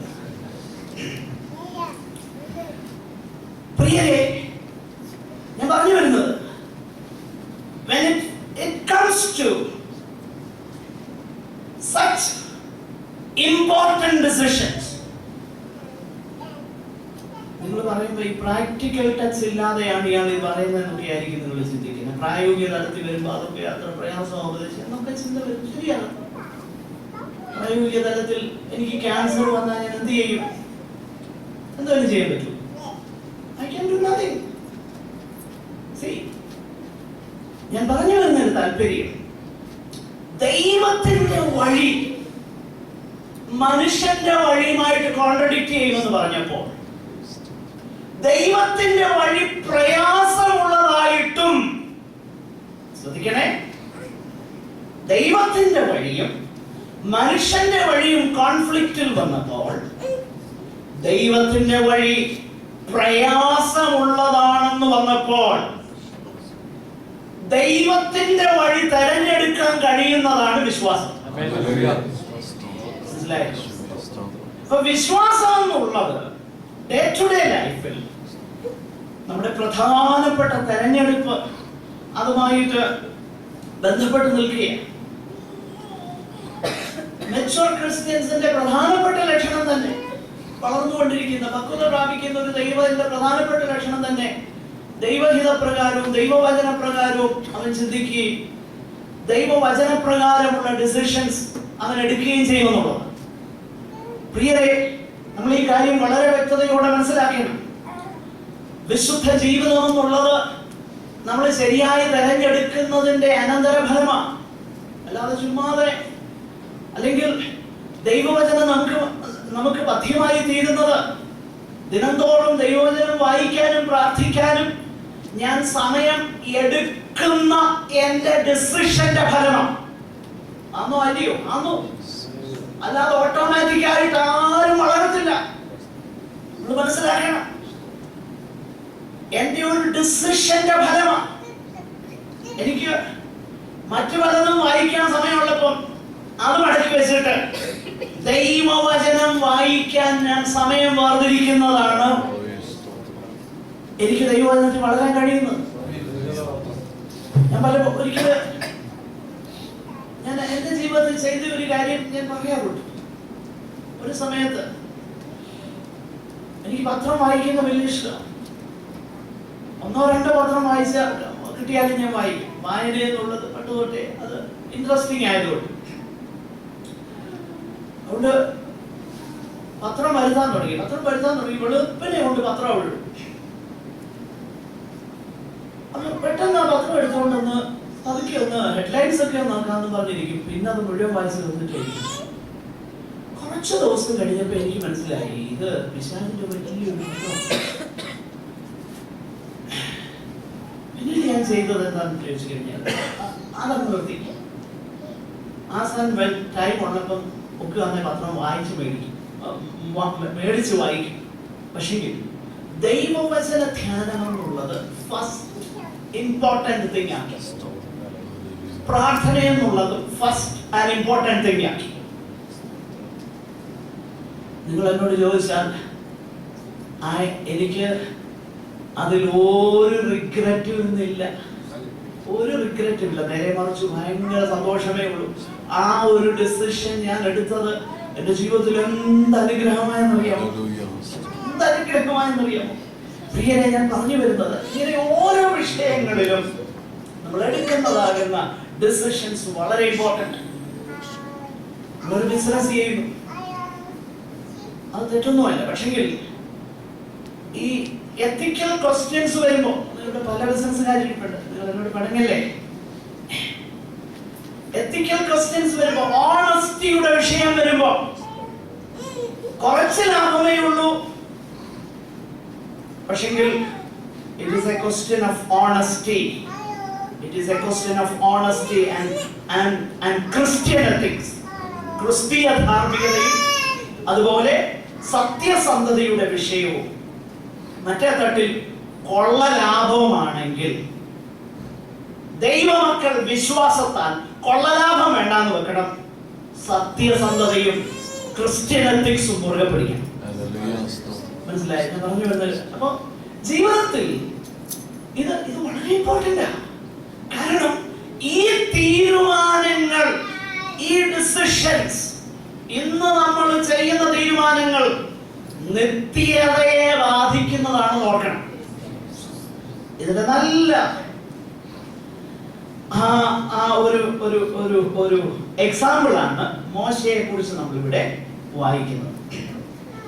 മോശ വിശ്വാസത്താൽ ചില ഇമ്പോർട്ടന്റ് ഡിസിഷൻസ്, ആ important decisions with the benefit of hindsight നമ്മൾ ഇവിടെ നിന്ന് നോക്കിക്കഴിഞ്ഞാൽ നമുക്ക് മനസ്സിലാക്കും മോശ ഈ ഡിസിഷൻ എടുത്തതിൽ ഇന്ന് റിഗ്രറ്റ് ചെയ്യുന്നുണ്ടാകുമോ നിത്യതയിൽ? നോ. ഒരു പക്ഷേ നിത്യതയിൽ ദൈവ സാന്നിധ്യത്തിൽ മോശ ആയിരിക്കുമ്പോൾ അവിടുന്ന് കർത്താവിന് നന്ദി പറയുന്നുണ്ടാകും. എൻ്റെ പൊന്നു കർത്താവേ, അവിടുത്തെ കൃപയാൽ, അവിടുത്തെ പരിശുദ്ധാത്മാവിനാൽ, അവിടുത്തെ എന്നിൽ വിശ്വാസം തന്നതുകൊണ്ട്, എനിക്ക് അങ്ങയിലും അവിടുത്തെ വചനത്തിലും ആശ്രയിക്കാൻ കഴിഞ്ഞതുകൊണ്ട്, നിത്യതയിൽ ഇപ്പോൾ ഒരു റിഗ്രറ്റും ഇല്ല. ഒരുപക്ഷെ ഒരു ചിന്ത, ഞാൻ എന്റെ ഇമാജിനേഷനാ പറയുന്നത്, അന്ന് ഞാൻ അബദ്ധത്തിന് മറ്റേ ഇത് തെരഞ്ഞെടുത്തിരുന്നെങ്കിലോ ഇന്ന് മോശ എവിടെ ആകുമായിരുന്നു? പ്രിയരെ, അത് യാഥാർത്ഥ്യമാകുന്ന വിഷയം. അപ്പോൾ നിത്യതയോടുള്ള ബന്ധത്തിൽ മോശ എടുത്ത പ്രധാനപ്പെട്ട 3 ഡിസിഷൻസ് ഇത് വളരെ ഇമ്പോർട്ടന്റ് ആണ്. ഇന്നത്തെ നമ്മുടെ നിത്യജീവിതത്തിൽ ഇത് വളരെ ആപ്ലിക്കബിൾ ആണ്. അതെന്താണെന്ന് നമുക്കൊന്ന് കാണാം. 24 മുതൽ ഉള്ളതാകുന്ന വാക്യങ്ങളിലാണ് ഈ കാര്യം നമ്മൾ വായിക്കുന്നത്. ഇവിടെ 3 ഓപ്ഷൻസ് മോശയുടെ മുൻപിലുണ്ട്. ഒന്നാമത് നമ്മൾ ശ്രദ്ധിച്ചാൽ, പാപത്തിന്റെ തൽക്കാല ഭോഗം ഒരു വശത്ത്, പ്ലഷേഴ്സ് ഓഫ് സിൻ, 24 വാക്യം, പ്ലഷേഴ്സ് ഓഫ് സിൻ, പാപത്തിന്റെ തൽക്കാല ഭോഗം. മറുവശത്ത് ദൈവജനത്തോടു കൂടെയുള്ള കഷ്ടം. ഈ 2 കാര്യങ്ങൾ മോശയുടെ മുൻപിൽ വന്നു. അപ്പൊ വിശ്വാസത്താൽ മോശ എന്ത് ചെയ്തു? രണ്ടാമത്തെ കാര്യം തെരഞ്ഞെടുത്തെന്നാണ്. നമ്മൾ അതിനെക്കുറിച്ച് അല്പം വിശദമായിട്ട് ചിന്തിക്കും. ഞാൻ പെട്ടെന്ന് പറഞ്ഞു പോകട്ടെ, എന്നിട്ട് നമുക്ക് മടങ്ങി വരാം. 2, മോശയുടെ മുൻപിലുള്ളതാകുന്ന രണ്ടാമത്തെ ഓപ്ഷൻ 25-ാം വാക്യത്തിൽ, ഫറവോന്റെ പുത്രിയുടെ മകൻ ഒരു വശത്ത്, മറ്റൊരു വശത്ത് പ്രതിഫലം. ഈ 2 കാര്യങ്ങൾ മോശയുടെ മുൻപിൽ വന്നു. ഫറവോന്റെ പുത്രിയുടെ മകൻ എന്നുള്ള വലിയ പദവി, മറുവശത്ത് പ്രതിഫലം. 26-ാം വാക്യം, ഒരു വശത്ത് മിസ്രൈമിലെ നിക്ഷേപങ്ങൾ, ട്രഷേഴ്സ് ഓഫ് ഈജിപ്റ്റ്. ഇതൊക്കെ പറയുമ്പോ പിന്നെ ഞാൻ അല്പം വിശദീകരിക്കാം. ഇതൊക്കെ വായിച്ചങ്ങ് വിടരുത്, ചിന്തിക്കണം, അവിടെ നിർത്തി ചിന്തിക്കണം. Treasures of Egypt. അതിന് മറുവശത്ത് എന്താ? ക്രിസ്തുവിന്റെ നിന്ന, disgrace for the sake of Christ. അപ്പോൾ ഈ 3 കാര്യങ്ങൾ, 3 വഴിത്തിരവുകളിൽ മോശയായപ്പോൾ മോശ വിശ്വാസം അപ്ലൈ ചെയ്തു. വിശ്വാസം ഇതിനു വേണ്ടിയിട്ടാണ്. ദൈവത്തിലുള്ള ആശ്രയം, ദൈവത്തിലുള്ള വിശ്വാസം, ദൈവത്തെയും അവിടുത്തെ വചനത്തെയും വിശ്വസിക്കുന്നതിന്റെ പ്രായോഗികമാകുന്ന കാര്യം ഇതാണ്. അല്ലാതെ ചിന്തിച്ചുണ്ടാക്കുന്നതല്ല. തെരഞ്ഞെടുക്കേണ്ട സമയം വന്നപ്പോൾ he applied his faith into his practical life. പ്രായോഗിക ജീവിതത്തിലേക്ക് വിശ്വാസം കൊണ്ടുവന്നു. പ്രായോഗിക ജീവിതത്തിലേക്ക് വിശ്വാസം വന്നപ്പോൾ ദൈവത്തിന്റെ വഴി തെരഞ്ഞെടുത്തു. എന്തൊക്കെ തെരഞ്ഞെടുത്തു? ലോകത്തിന്റെ പ്ലഷേഴ്സ്, തൽക്കാല ഭോഗം. ഇംഗ്ലീഷ് വേദപുസ്തകത്തിൽ 25-ാം വാക്യമാണ്, പ്ലഷേഴ്സ് ഓഫ് സിൻ. അതിനെ വിശ്വാസത്താൽ താൻ റിജക്ട് ചെയ്തു. ശ്രദ്ധിക്കണേ, വിശ്വാസം പറയുകയും ലോകക്കാരന് സന്തോഷം കൊടുക്കുന്നത് ഇന്നും നമ്മുടെ സന്തോഷമായിരിക്കുകയും ചെയ്താൽ അതിന്റെ അർത്ഥം നമ്മൾ വിശ്വാസികളല്ലെന്നാണ്. ഞാൻ ഈ കാലഘട്ടങ്ങളിൽ ഈ ഫേസ്ബുക്ക് എന്ന് പറയുന്ന ഒരു സാധനമാണ്, അതിനകത്ത് ജോയിൻ ചെയ്തല്ലോ എന്നിങ്ങനെ വിഷമിക്കുക. ഇത് ഒത്തിരി പേരെ അൺഫ്രണ്ട് ചെയ്തുകൊണ്ടിരിക്കുക. എന്റെ കാരണം ഇവരുടെ പോസ്റ്റിങ്സ് ഒന്നും ദൈവമക്കൾക്ക് ചേർന്നല്ല. അതാണ് അവർക്ക് സന്തോഷം കൊടുക്കുന്നത് ഐശ്വര്യ റായിക്ക് കുഞ്ഞുണ്ടായ കാര്യം, പിന്നെ ഇങ്ങനെയൊക്കെയുള്ള കാര്യങ്ങൾ അവരോട് സന്തോഷം കൊടുക്കുന്നു. കാരണം അത് കാണാൻ അതിനകത്ത്.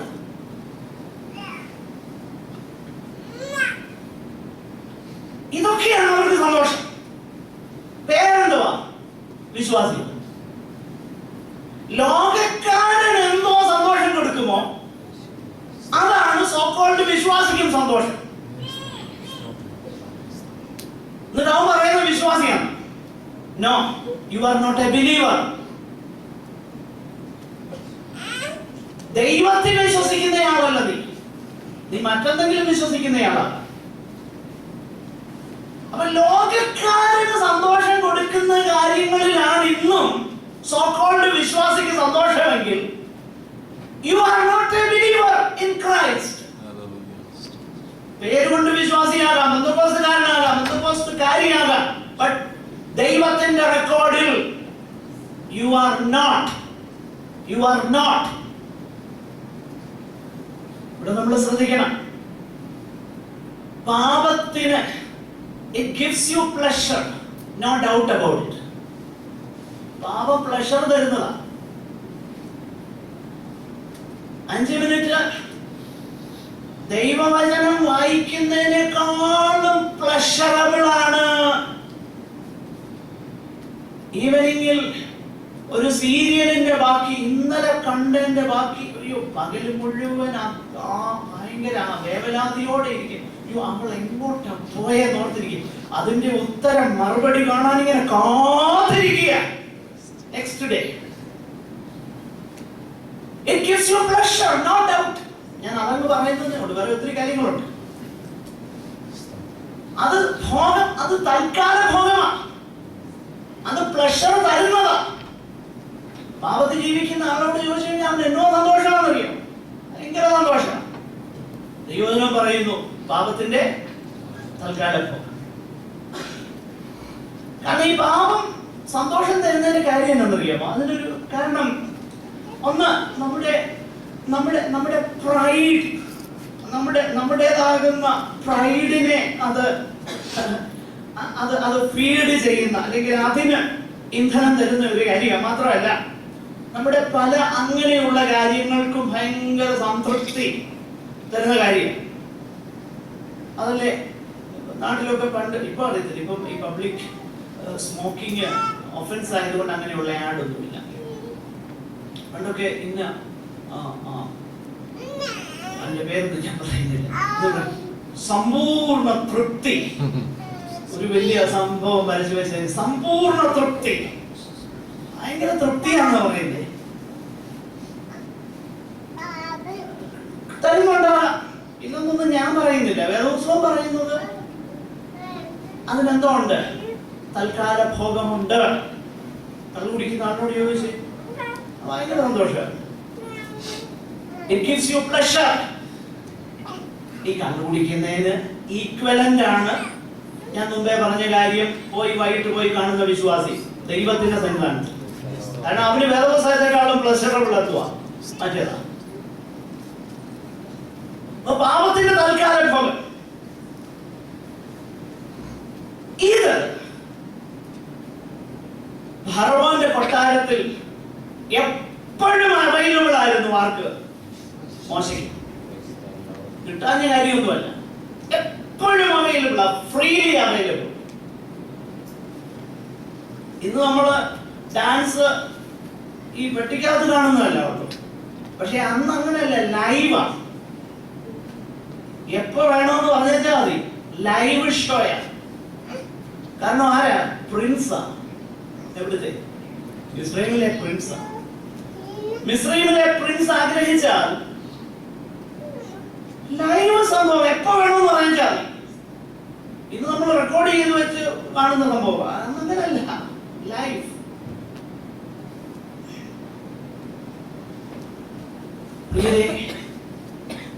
അങ്ങനെ ഈ ഹെരോദാവിന്റെ പുളിച്ചമാവ് പിടിച്ചിരിക്കുന്ന ഒത്തിരി പ്രിയപ്പെട്ടവരുണ്ട്. കാരണം അവർക്ക് ഞായറാഴ്ചകളിൽ യോഹന്നാൻ സ്നാപകന്റെ പ്രസംഗവും ഇഷ്ടമാണ്, ബാക്കി ത്രൂ ഔട്ട് ദ വീക്ക് ഡാൻസുമായി ഇഷ്ടം. ഇങ്ങനെയുള്ള ഒത്തിരി പേരുണ്ട്. അപ്പൊ മോശയുടെ കേസിൽ ഇത് അവൈലബിൾ ആയിരുന്നു. പക്ഷെ മോശ ഒരു കാര്യം മനസ്സിലാക്കി, വിശ്വാസത്താൽ. എന്താ വിശ്വാസത്താൽ തന്നെ മനസ്സിലാക്കി? രണ്ട് കാര്യം. ഒന്ന്, ഇത് താൽക്കാലികമാണെന്ന് മനസ്സിലാക്കി.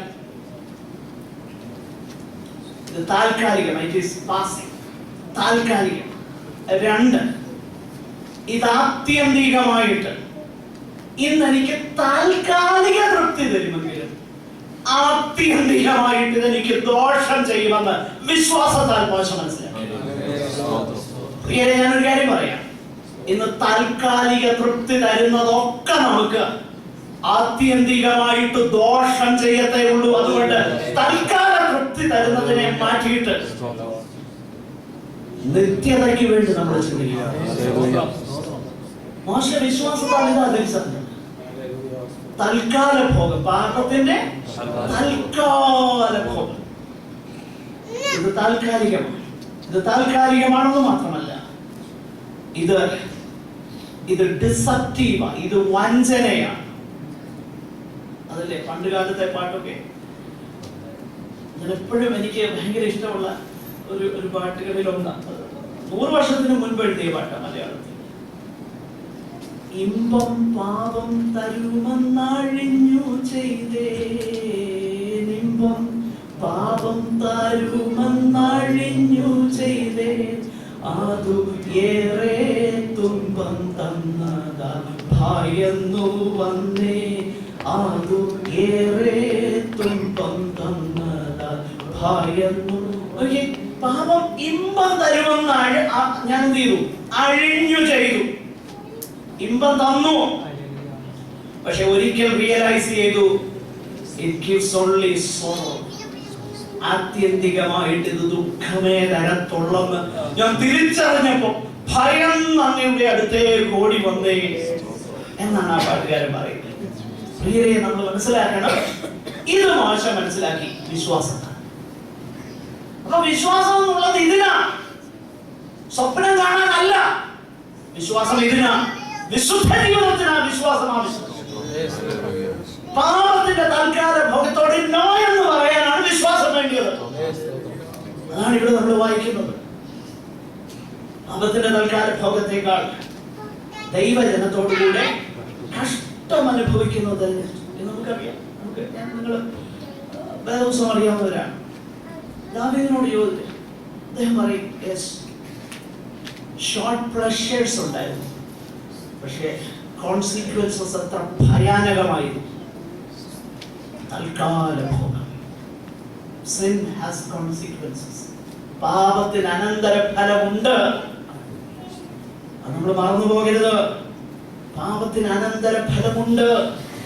അത് നമ്മെ ദുഃഖത്തിലേക്ക് നയിക്കും. അത് നമ്മളെ ഏറ്റവും ഭയാനകമാകുന്ന അവസ്ഥയിലേക്ക് നയിക്കും. ഇന്ന് രഹസ്യമായിരിക്കുന്നവയെ പരസ്യമാകുന്ന ഒരു അവസ്ഥയിലേക്ക് വരും. അതാണ് പാപത്തിന്റെ ഡിസപ്ഷൻ, വഞ്ചന. അതാണ് വഞ്ചനയാണിത്. ഈ വഞ്ചനയിൽ നമ്മൾ കുടുങ്ങരുത്. അവിടെയാണ് നമുക്ക് വിശ്വാസം ആവശ്യമായിരിക്കുന്നത്, ദൈവത്തിലുള്ള ആശ്രയം ആവശ്യമായിരിക്കുന്നത് ഇവിടെയാണ്. അപ്പൊ ദൈവത്തിൽ ആശ്രയിക്കുന്ന ഒരു ഭക്തൻ ഈ കണി ഒഴിഞ്ഞു പോരും. മനുഷ്യ ഭയം ഒരു കണിയാകുന്നു, പക്ഷെങ്കിൽ യഹോവയിൽ ആശ്രയിക്കുന്നവർ അപ്പൊ ദൈവത്തിൽ ആശ്രയിക്കുന്ന ഒരു ഭക്തന് ഇതിൽ നിന്ന് ജയമുണ്ട്. മോശയെ കുറിച്ച് പറയുകയാണ്, പാപത്തിന്റെ തൽക്കാല ഭോഗവും ദൈവജനത്തോടെ കൂടെ കഷ്ടം അനുഭവിക്കുന്നതും എന്ന് പറഞ്ഞാൽ സുഖകരമാകുന്ന ഒരു ജീവിതവും കഷ്ടം അനുഭവിക്കുന്നത് ആ ദൈവത്തിന്റെ വഴിയെന്നും ഉള്ള തെരഞ്ഞെടുപ്പ് വന്നപ്പോ മോശ പറഞ്ഞു, നോ, ഞാൻ ഇത് ദൈവത്തിന്റെ വഴിയാ എന്നെ കുറിച്ചുള്ളതെങ്കിൽ ഇത് മതി എനിക്ക്. അതാ വിശ്വാസം. രണ്ട്, നമ്മൾ ആ ഭാഗം തന്നെ ശ്രദ്ധിച്ചാൽ അടുത്ത വാക്യം ശ്രദ്ധിച്ചേ, 25-ാം വാക്യം. പ്രതിഫലം നോക്കിയതുകൊണ്ട്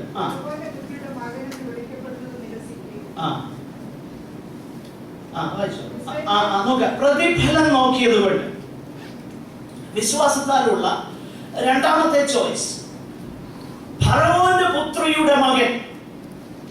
എന്തോ ഓണറാ. അക്കാലത്തെ ഏറ്റവും അഡ്വാൻസ്ഡ് ആയിട്ടുള്ള രാജ്യങ്ങളിൽ ഒന്നെന്ന് പറയാൻ പറ്റില്ല, ഏക രാജ്യമായിരുന്നു ഈജിപ്റ്റ്. ഏക രാജ്യമായിരുന്നു, ഏറ്റവും അഡ്വാൻസ്ഡ് കൾച്ചറലി, അല്ലെങ്കിൽ എല്ലാ നിലകളിലും അവരുടെ ഭരണവും അവരുടെ ആർമിയും എന്ന് വേണ്ട എല്ലാ കാര്യങ്ങളിലും ഏറ്റവും അഡ്വാൻസ്ഡ് ആയിരുന്നു ഈജിപ്റ്റ്. ആ ഈജിപ്തിലെ ഫറവോൻ കഴിഞ്ഞാൽ നെക്സ്റ്റ് ഫാറോ പ്രിൻസ് എന്നുള്ളതാകുന്ന ആ ഓണറും അതിന്റെ മറുവശത്ത് എന്തുവാ, അതിന്റെ മറുവശത്ത് പ്രതിഫലം. ഈ രണ്ട് കാര്യങ്ങളെ കുറിച്ച് ഉള്ളതാകുന്ന തെരഞ്ഞെടുപ്പ് വന്നു കഴിഞ്ഞപ്പോൾ മോശ എന്ത് ചെയ്തു? മോശ അതിനെ നിരസിച്ചു. ലോകക്കാരന്റെ ചിന്തയിൽ അവനെ എന്തോ വിളിക്കും? പൊട്ടൻ, ബുദ്ധിയില്ലാത്തവൻ. കാരണം ഇവന്റെ ഒരു വല്യപ്പൻ ഇതേ കൊട്ടാരത്തിൽ താമസിച്ച് ദൈവഹിതം ചെയ്തയാണ്. ആരാ? യോസഫ്. അയാൾ ചെയ്ത പോലെ ചെയ്താൽ മതിയായിരുന്നല്ലോ എന്ന് നമ്മൾ ചിന്തിക്കും. യോസഫിനോടുള്ള കേസിൽ അതായിരുന്നു ദൈവത്തിന്റെ വഴി. ദൈവത്തിന്റെ വഴികൾ എത്ര അഗോചരമാണെന്ന് ഞാൻ പലപ്പോഴും ചിന്തിക്കും. യോസഫിനെ തെരഞ്ഞെടുത്തു, അവന് ട്രെയിനിങ് കൊടുത്തത് എവിടെയാണെന്നറിയാമോ? മരുഭൂമിയിൽ. ട്രെയിനിങ് കൊടുത്തത് മരുഭൂമിയിൽ, ഉപയോഗിച്ചത് കൊട്ടാരത്തിൽ. മോശയെ തെരഞ്ഞെടുത്തു, ട്രെയിനിങ് കൊടുത്തത് എവിടെ? കൊട്ടാരത്തിൽ, ഉപയോഗിച്ചത് മരുഭൂമിയിൽ. ഇതെന്നോ കളിയ. ഞാൻ പലപ്പോഴും ഇത് ഓർക്കാറുണ്ട്. ദൈവത്തിന്റെ വഴികൾ, ദൈവത്തിന്റെ വഴികൾ എത്ര അഗോചരമാണ്. ഇങ്ങനെയാണ് ദൈവം പലപ്പോഴും പല കാര്യങ്ങളും ചെയ്യുന്നത്. മനുഷ്യന്റെ ബുദ്ധിക്ക് നിരക്കുന്നതല്ല ദൈവത്തിന്റെ വഴികൾ പലപ്പോഴും അങ്ങനെയാണ്. ഇവിടെ നമ്മൾ ശ്രദ്ധിച്ചു കഴിഞ്ഞു കഴിഞ്ഞാൽ മോശയ്ക്ക് വേണമെങ്കിൽ പറയാൻ കഴിയും, ഞാൻ ഇവിടെ നിന്ന് കഴിഞ്ഞാൽ വേണേൽ കൂടുതൽ കാര്യങ്ങൾ എനിക്ക് ചെയ്യാൻ കഴിയും. അങ്ങനൊന്നുമല്ല. അവിടുന്ന് പോകണമെന്ന് പറയും ദൈവം പറയുമ്പോൾ അത് കേൾക്കാൻ കഴിഞ്ഞ് അങ്ങോട്ട് പോകുന്നതാ വിശ്വാസം. കേട്ടോ, അതാ വിശ്വാസം. അല്ലാതെ ഇവിടെ നിന്ന് ഈ ഉപദേശം തന്നെ എന്റെ കാര്യമാണ് പറയുക. ഗൾഫ് എന്നൊക്കെ പറഞ്ഞു കഴിഞ്ഞാൽ നാട്ടിൽ അയാൾക്ക് അവിടെ നിന്നാ പോരായിരുന്നോ എന്ന് ദൈവം അനുവദിച്ചാൽ കുറെ കഴിയുമ്പോൾ എന്നെ കുറിച്ച് ആൾക്കാർ ചോദിക്കുമായിരിക്കും. പക്ഷെങ്കിൽ അതല്ല വിഷയം. ദൈവം പോകാൻ പറയുമ്പോൾ പോകുന്നതാണ് വിശ്വാസം. ഫറവോന്റെ കൊട്ടാരത്തിലെ നിക്ഷേപങ്ങളെക്കാളും, അല്ലെങ്കിൽ ഫറവോന്റെ പുത്രിയുടെ മകനെന്ന് വിളിക്കപ്പെടുന്നതും പ്രതിഫലം. ഇനി പ്രതിഫലം എന്നാ കിട്ടുന്നത്? കിട്ടുമോന്ന് ആർക്കറിയാം? പലർക്കും ഇത് കിട്ടുകയില്ലെന്നുള്ള ചിന്തയുള്ളത് കൊണ്ടാണ് ഇവിടെ മാക്സിമം പിടിച്ചടുപ്പിക്കുന്നത്. കാരണം അതിനെ കുറിച്ചൊന്നും ഒരു താല്പര്യമില്ലല്ലോ, നിത്യതയെ കുറിച്ച് ഒരു കാഴ്ചപ്പാടുമില്ല. നമ്മുടെ ഞാൻ നിങ്ങളുടെ കാര്യം പറയുന്നത്, പാവങ്ങൾ ഞങ്ങളെ പോലുള്ള ഉപദേശിമാരുടെ കാര്യം ഒന്ന് പറയട്ടെ. എന്റെ പ്രിയരെ, നിത്യതയെ കുറിച്ച് ഒരു കാഴ്ചപ്പാടുമില്ല. അതുകൊണ്ട് എന്തോ വേണമെങ്കിലും ചെയ്ത് ഇവിടെ സമ്പാദിക്കാനുള്ളതോ എന്ന താല്പര്യം. കത്തോലിക്കരെ കുറ്റം പറഞ്ഞൊരു കാലഘട്ടമുണ്ട്. പാപമോചന ചീട്ട് വിറ്റ് കാശാക്കിയെന്ന്. ഇന്നെന്തൊക്കെ വിറ്റാ കാശാക്കുന്നത്? ഓർഡിനേഷൻ വിൽക്കും. ഗൾഫില് ഓറഞ്ച് ഒന്ന് പ്രാർത്ഥിച്ചേച്ച് ഒരു കാഴ്ച, തിരുമുൽ കാഴ്ചയുമായിട്ട് ചെന്നാൽ റെവറന്റ് ആക്കി തിരിച്ചു. പ്രിയരെ, അതിന്റെ കാര്യം എന്നാ? നിത്യതയെ കുറിച്ചുള്ള ബോധ്യമില്ലാത്തവൻ. മോശയെ കുറിച്ച് നോക്കിയാൽ ഇദ്ദേഹത്തിന് മനുഷ്യരെല്ലാം കൂടെ പറയും എന്നോ വലിയ മണ്ടത്തരായി ഇവൻ കാണിച്ചു. ഫറവോന്റെ പുത്രിയുടെ മകൻ. പക്ഷേ തെരഞ്ഞെടുക്കേണ്ട സമയം വന്നപ്പോ വിശ്വാസത്താൽ മോശ കണ്ടതെന്താ? ഇതൊക്കെ ഇന്ന് തീരുന്നതാ, നിത്യതയിലെ പ്രതിഫലം നിലനിൽക്കുന്നതാ. മോശ റിഗ്രറ്റ് ചെയ്തില്ല. കർത്താവിനെ അവിടുന്ന് സഹിപ്പാനുള്ളതിനെ മനുഷ്യൻ എന്ന നിലയിൽ സ്വർഗത്തിലെ ദൈവത്തിന്റെ റെപ്രസെന്റേറ്റീവ്സ് ആയിട്ട് രണ്ടുപേരെ പിതാവായ ദൈവം ഇങ്ങോട്ട് പറഞ്ഞയച്ചു. ആരെയൊക്കെയാ പറഞ്ഞയച്ചെന്നറിയാം? മോശയും ഏലിയാവും വന്നിട്ട് ഒരു കർത്താവിനോട് പറയുകയാണ് സഹിപ്പാനുള്ളതിനെ കുറിച്ച്. അയ്യോ, എന്നോ പ്രിവിലേജ് ആണ് എന്റെ പ്രിയരെ. പ്രതിഫലം നോക്കിയത് കൊണ്ട് ഏതാ വലിയ ഓണർ?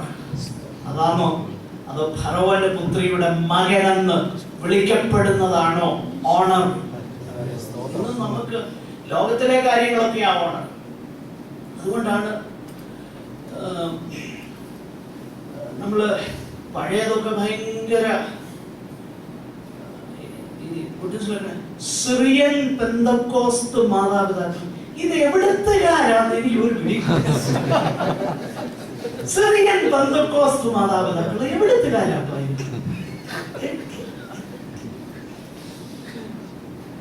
മാട്രിമോണിയൽ കോളത്തിൽ ഇതൊക്കെ വലിയ കാര്യമായിരുന്നു. നമുക്ക് നിത്യതയല്ല കാര്യം, ഇവിടുത്തെ ഒക്കെയാ കാര്യം. എന്നാൽ ഇന്നത്തെ നമ്മുടെ പൊങ്ങച്ചത്തെക്കാളും ശരിക്ക് ക്ലെയിം ചെയ്യാൻ കഴിയുന്നത് ചിലതൊക്കെ മോശിക്കുണ്ടായിരുന്നു. പക്ഷെങ്കിൽ നിത്യതയുമായിട്ട് കണക്കൂട്ടിയപ്പോ മനസ്സിലായി ഇതൊക്കെ എന്താ ചവർ.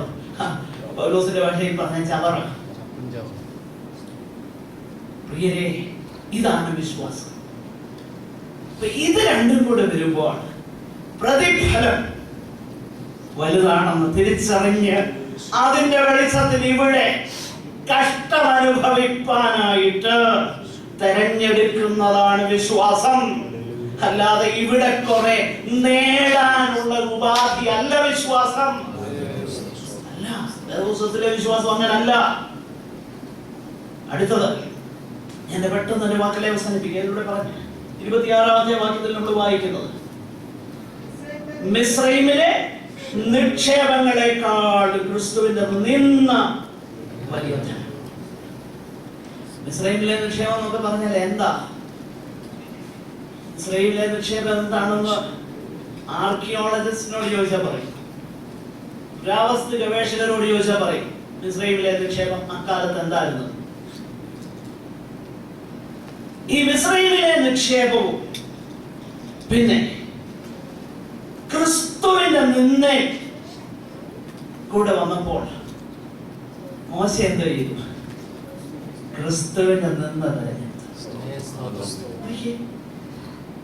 ദൈവത്തിന്റെ അപ്രൂവൽ ലോകത്തിലെ ഏറ്റവും വലിയ ധനത്തെക്കാളും സമ്പാദ്യത്തെക്കാൾ വലുതാണെന്ന് തിരിച്ചറിഞ്ഞിട്ട് ദൈവപ്രസാദത്തിനായി ജീവിപ്പാൻ നമ്മളെ സഹായിക്കുന്നത് ദൈവത്തിലും അവിടുത്തെ വചനത്തിലെ വിശ്വാസം.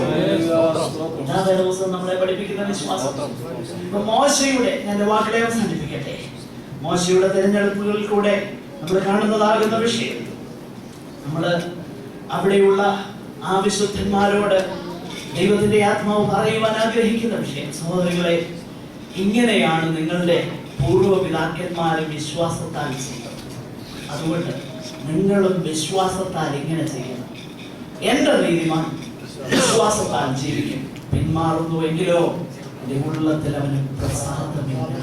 അതുകൊണ്ട് സഹോദരങ്ങളെ, നിങ്ങളും അതേ വിശ്വാസത്തെ മാതൃകയാക്കണം എന്നുള്ളതാണ് ദൈവത്തിന്റെ ആത്മാവ് 1-ാം നൂറ്റാണ്ടിലെ വിശുദ്ധന്മാരോട് പറഞ്ഞതെങ്കിൽ ഇന്ന് ഇവിടെ ദോഹയിൽ ഇപ്പോൾ ഈ സമയത്ത് ദൈവവചനം കേട്ടുകൊണ്ടിരിക്കുന്ന സകല വിശുദ്ധന്മാരോടും ദൈവാത്മാവ് പറയുന്നത് ഇത് തന്നെയാണ്. ദൈവം നമ്മെ അനുഗ്രഹിക്കട്ടെ. നമ്മുടെ കണ്ണുകളടിക്കാം, നമുക്ക് പ്രാർത്ഥിക്കാം. സഹോദരന്മാരോടായിട്ട് പ്രാർത്ഥിച്ച